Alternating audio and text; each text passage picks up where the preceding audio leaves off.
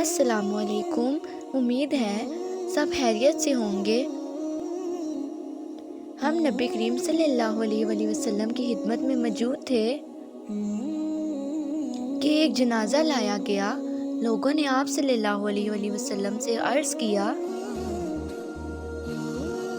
کہ اس کی نماز جنازہ پڑھا دیجئے۔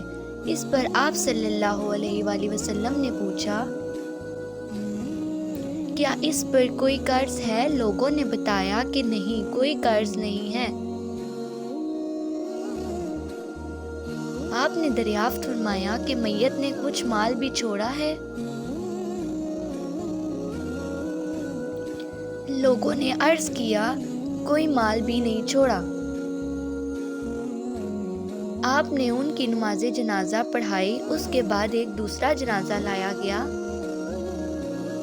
لوگوں نے عرض کیا، یا رسول اللہ، آپ ان کی نماز جنازہ پڑھا دیجئے۔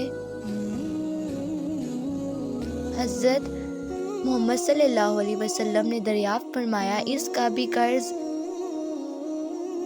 ہے؟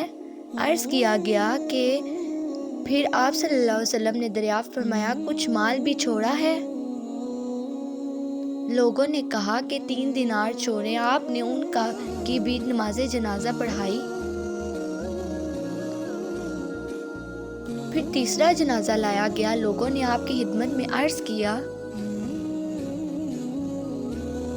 کہ اس کی نماز جنازہ پڑھا دیجیے۔ حضرت محمد صلی اللہ علیہ وسلم نے ان کے متعلق بھی وہی دریافت فرمایا،